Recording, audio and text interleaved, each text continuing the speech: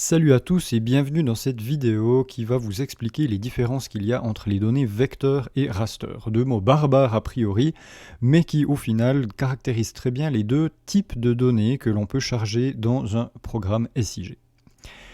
Si on prend ici un exemple dans QGIS, on a 4 couches de données que vous voyez ici qui sont chargées. Donc on verra plus tard ce que sont exactement ces couches de données, qu'est-ce qu'il y a dedans, etc. Mais de manière très simple, une couche de données représente une information. Donc on a par exemple ici une couche de points qui s'appelle point. Donc si je la masque ou que je l'affiche, eh bien vous voyez qu'on a les points qui disparaissent ou qui s'affichent. Les lignes, exactement la même chose. Les polygones, exactement la même chose. Donc si j'enlève les polygones, on voit que dessous on a encore une orthophoto, donc une photo aérienne rectifiée, sur laquelle on peut zoomer, se déplacer, etc. Et donc toutes ces couches sont géoréférencées, c'est-à-dire que quand je zoome ici, que je déplace, bien que ce soit, ici on a toujours notre point, donc, bien que ce soit des couches de données qui soient séparées, on peut afficher seulement certains éléments, et bien quand je me déplace, si on prend notre point ici, et bien notre point reste à la même place. Donc c'est pas comme avec quand vous étiez gamin, que vous utilisez des feuilles calques, des papiers calques pour dessiner, vous pouviez bouger les papiers calques les uns par rapport aux autres, tandis que ici, eh bien pas du tout, comme on l'a vu dans une précédente vidéo, ces données sont géoréférencées. Donc on a une différence maintenant entre différents types de données, deux classes principales de données, les données vecteurs et les données raster. Qu'est-ce que c'est que tout ça? Eh bien, c'est simplement que vous pouvez avoir deux types principaux. Le type raster qui, en langage courant, on va appeler ça un dessin ou une photo. Ou vous avez déjà tous zoomé sur une photo sur l'ordinateur. Eh bien, qu'est-ce qui se passe quand vous zoomez très fortement sur une photo? Eh bien, vous avez des pixels qui apparaissent. Donc, même sur votre smartphone, etc., si vous avez tendance à trop zoomer sur une image, eh bien, vous avez des pixels. Donc, un raster, c'est concrètement une image. Donc, on pourrait appeler ça une grille d'image, simplement parce que vous avez, si on se déplace tout à l'extrémité, et puis qu'on zoome ici, bien ici on a le premier pixel, donc c'est la première ligne, la première colonne, vous avez un pixel, et puis après vous avez toute une série de colonnes, toute une série de lignes, et puis chacun de ces pixels a une valeur, une donnée dedans. Ici en l'occurrence, vu que c'est un raster qui représente une image, une photo, et bien chaque pixel aura une valeur de couleur. Ici on aura un vert pâle, un vert plus foncé, etc., etc., ce qui au final nous donne une photo. Et ici, en l'occurrence, une photo aérienne géoréférencée qu'on appelle une orthophoto en langage informatique. Donc ici, on a un raster. Donc voyez ça exactement comme une image, simplement, qui a des coordonnées. Maintenant, si j'affiche des polygones, donc qui reprennent en gros les types de surfaces qu'on a ici, pour l'exemple, et que je zoome énormément sur ce raster, sur ce polygone, sur ces polygones, bien vous voyez que je zoome, et puis il ne se passe rien, on a toujours à peu près le même affichage. Si j'enlève les polygones et puis que j'arrive sur mon orthophoto, eh bien je dois dézoomer énormément pour arriver gentiment à voir apparaître un pixel. Si je remets mes polygones, eh bien on n'a pas de pixel qui s'affiche.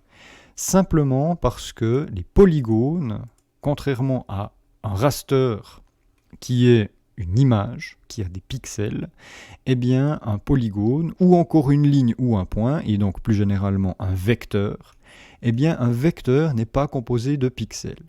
Un vecteur est composé d'objets qu'on appelle des entités, et ces entités sont composées de points. Alors, plus clairement, on a trois types de vecteurs. Je vais enlever l'orthophoto. Le vecteur le plus simple qui existe, c'est le vecteur de points. Donc on a simplement des points. Si je zoome ici sur mon point, eh bien le point n'est pas, c'est pas des pixels qui représentent un petit point. Ce sont vraiment des coordonnées. Donc on a ici en bas les coordonnées qui s'affichent. Donc ici on a un point qui en fait représente une coordonnée précise. Et cette coordonnée précise, qui est représentée donc par un point, eh bien, elle est représentée ici par QGIS sous la forme d'un point vert avec une bordure un peu plus foncée. Mais c'est tout, c'est vraiment une coordonnée, il faut voir ça comme une coordonnée. Si maintenant on prend différents points et puis qu'on les relie entre eux, qu'est-ce que ça donne? Eh bien ça donne des lignes, du moment qu'on ne boucle pas, enfin qu'on ne referme pas la ligne sur elle-même. Et puis si on prend des points et puis qu'on boucle cette fois, enfin qu'on les relie entre eux et qu'on boucle le tout, eh bien on arrive avec des polygones. Eh bien, je vais vous montrer que ces points, ces lignes et ces polygones, ils sont vraiment tous composés de points, bêtement, donc de coordonnées. Donc j'ai ici préparé un affichage différent.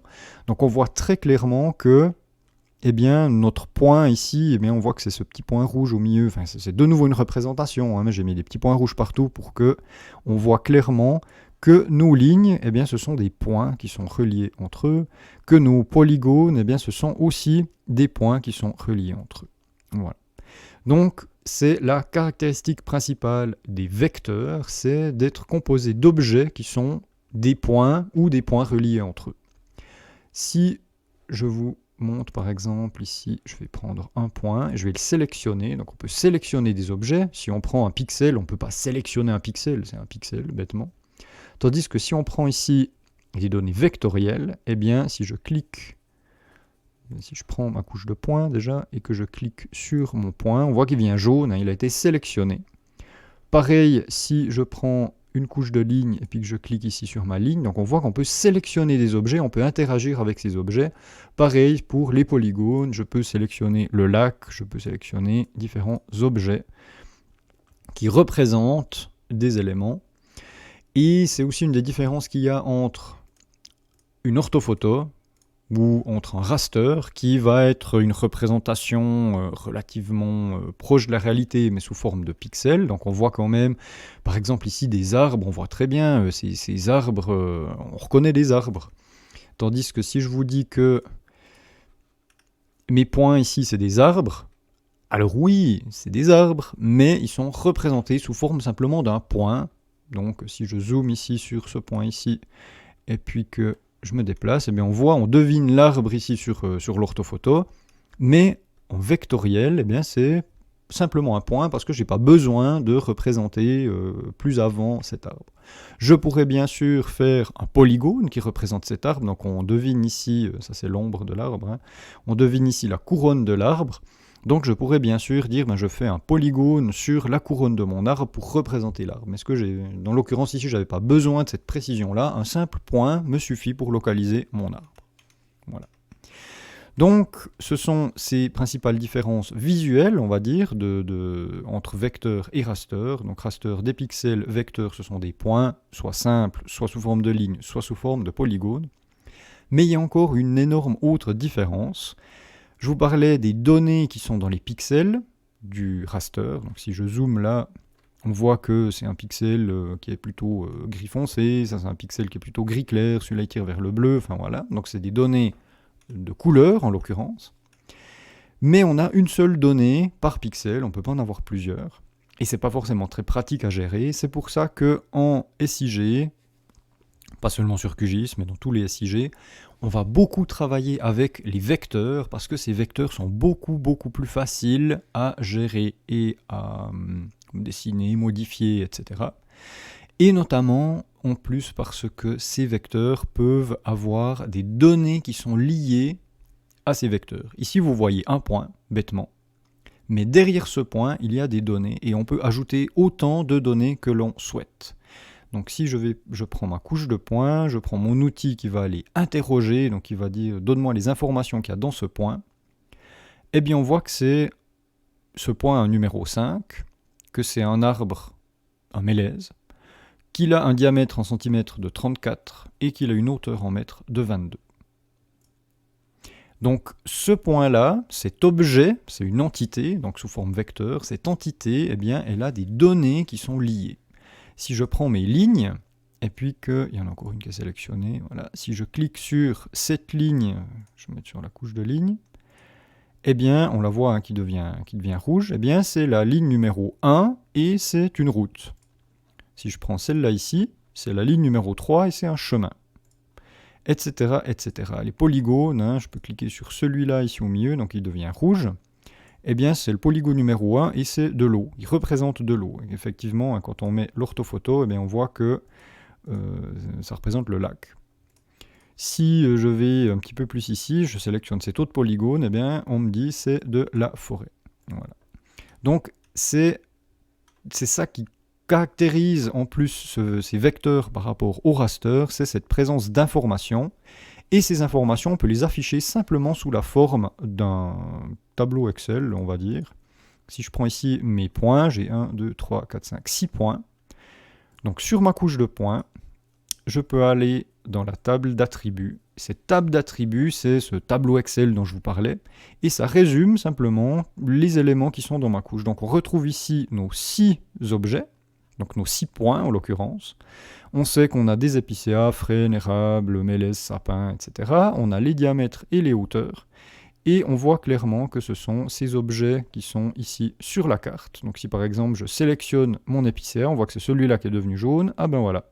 Mon épicéa numéro 1 de 84 cm de diamètre et de 32 mètres de haut, c'est celui-ci.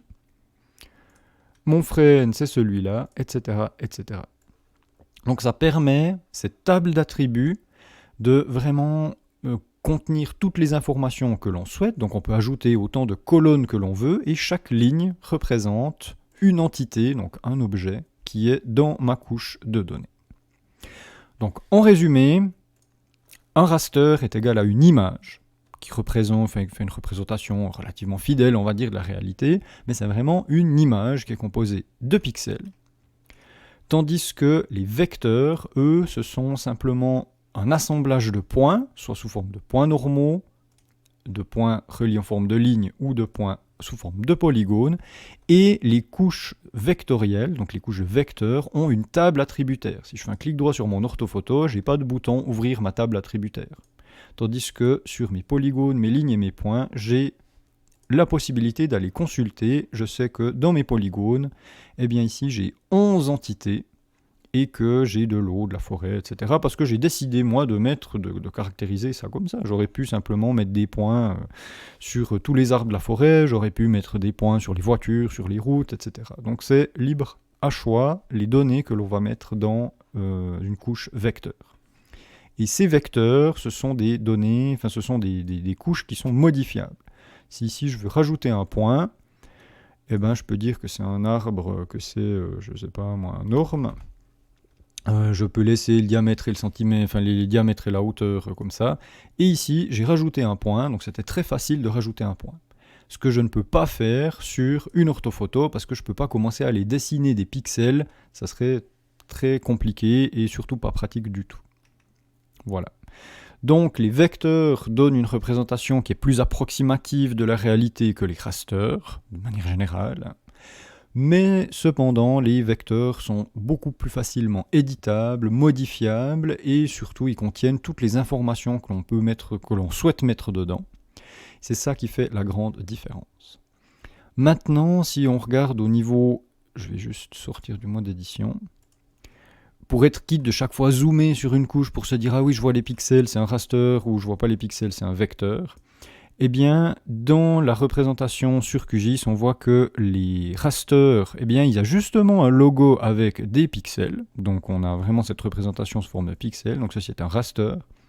Par contre, les polygones, les lignes et les points, eh bien, on a des logos qui représentent justement ces trois éléments. Donc, c'est assez facile de différencier l'un de l'autre. Voilà, j'espère que pour vous maintenant, cette différence vecteur-raster est claire, et c'est très important d'avoir cette différence en tête, parce qu'on ne peut pas du tout faire la même chose avec un raster et un vecteur.